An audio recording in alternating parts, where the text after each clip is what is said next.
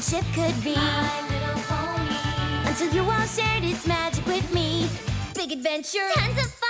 A beautiful heart, faithful and strong. Sharing kindness, it's an easy feat. And magic makes it all complete. You have mine. Did you know you're all my very best friends?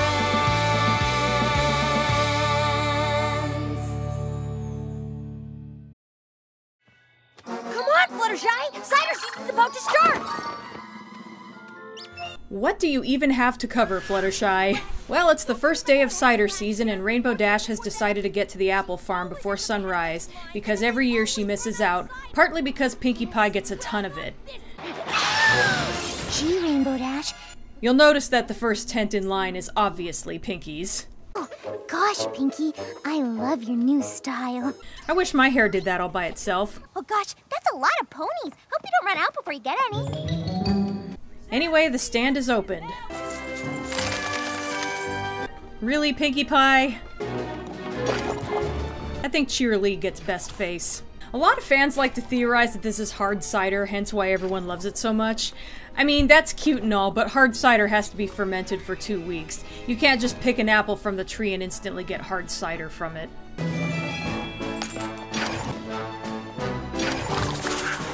Anyway, of course poor Dash doesn't get any. That's it for today. Aww. You ran out again! Yeah, you always run out! You know, you could solve this problem by only allowing people to buy one mug at a time. You'd still run out, but at least it would give more people a chance to get some, and you'd end up with fewer angry customers. Applejack explains the quality over quantity concept behind how they make cider. Sorry, but that recipe takes time. I'll never forget the cider I just drank. If this were anyone besides Pinkie Pie, I'd think they were horrible, but she is completely lacking in self-awareness and doesn't know any better. Oh, but here comes someone to solve the cider problem.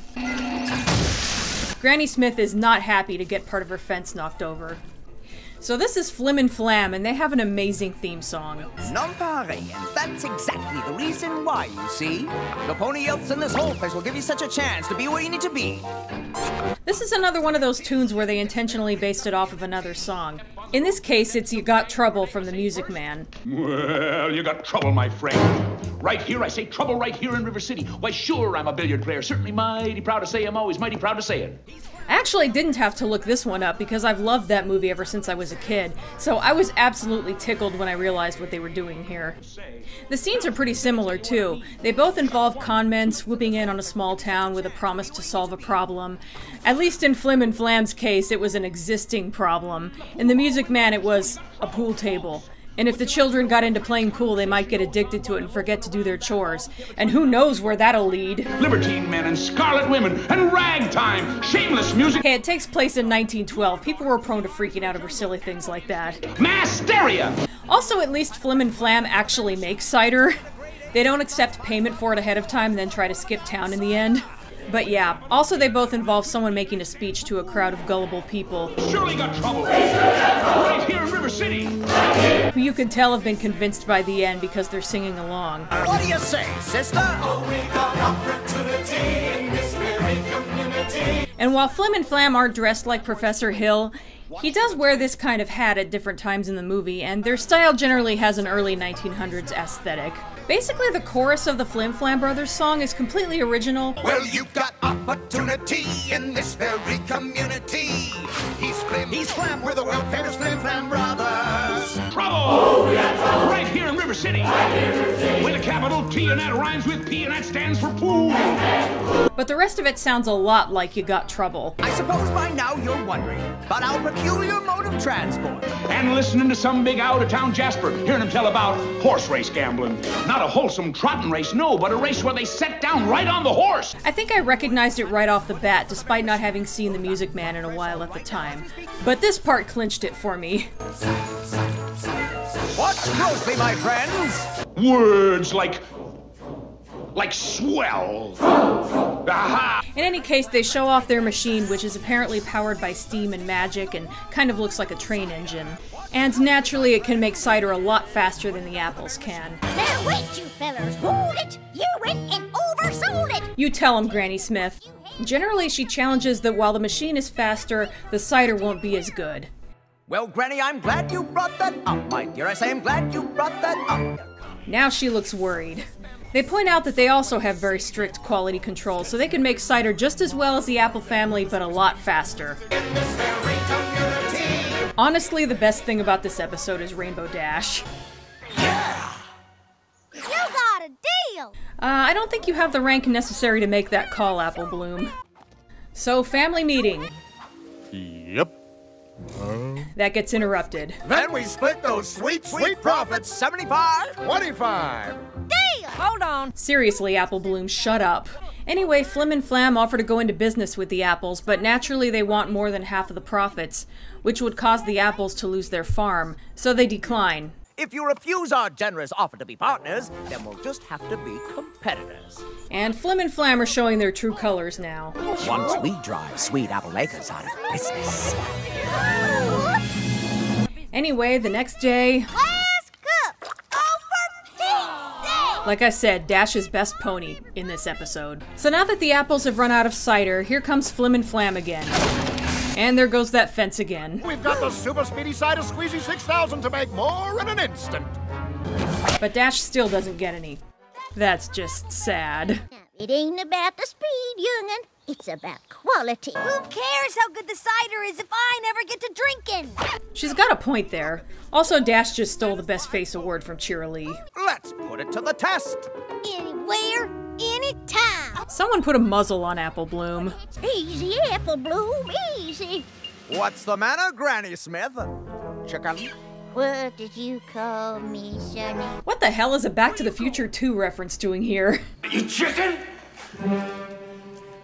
So now there's going to be a contest where the winner will have exclusive rights to sell cider in Ponyville.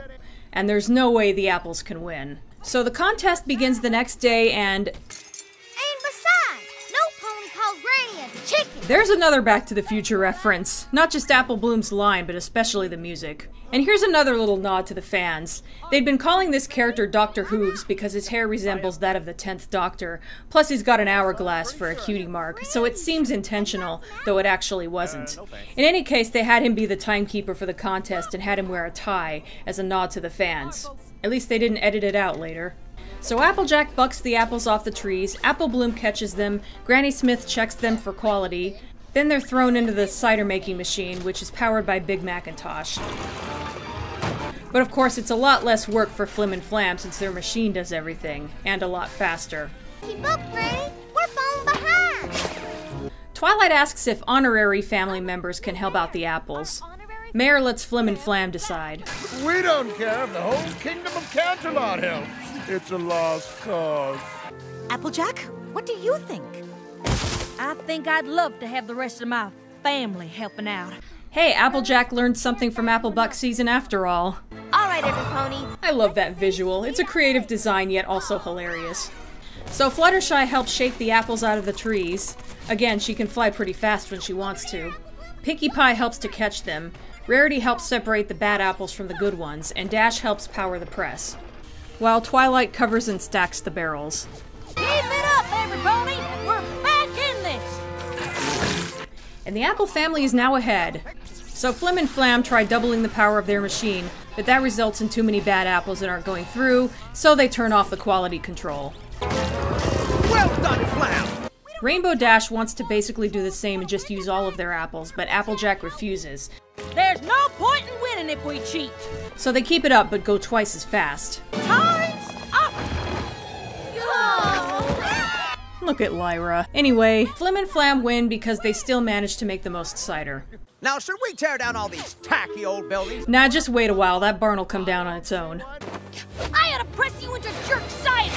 Once again, Dash's best pony in this episode. So the apples admit defeat. Drink up, Ponyville! But naturally, Flim and Flam's cider is terrible. I can't get the taste off my tongue. Mine's got rocks in it. Bon Bon literally has a different voice every time she speaks. But in any case, they refuse to pay for the cider. No pony wants our product. Next town? Next town. So they're off, in a hurry. Get ready for the best letter to Princess Celestia ever. I wanted to share my thoughts with you. I didn't learn anything. I was right all along. Not only does Dash finally get her cider, but Pinkie Pie is the one who hands it to her. That's a nice touch. And so ends Super Speedy Cider Squeezy 6000, and thank God I don't have to say that again. This is one of those really great, really fun episodes. It's got all of the fun references, and Rainbow Dash really gets to shine. Granny Smith is kind of a badass, plus AJ has her moment in the end. And it's pretty awesome that she stuck to her guns in regards to the quality control. She really was right all along. AJ didn't really learn a lesson so much as she taught one to the audience, and that's kind of a nice little break from the status quo. Also, awful as they are, Flim and Flam are adorable. And I have to love them if only for the Music Man reference. Also, I love that for their cutie marks, one is 75% of an apple, and the other is that 25% piece of the apple, and it's the same deal that they tried to make with the Apple family. Maybe their special talent is ripping people off by offering them only 25% of the profits. Maybe most people actually fall for it. I guess that's all I have to say about this one. I'll go a little off topic and also recommend The Music Man, as long as you aren't someone who hates musicals in general. It's also a lot of fun, just don't expect a My Little Pony-esque lesson in the end. Dear Celestia, today I learned that I can swindle money from an entire town without repercussions as long as I inadvertently help them somehow. I mean, it's a silly comedy, it's not meant to be taken seriously. At all. Next up is Read It and Weep. See you then. I see it clear as day. I know she does. So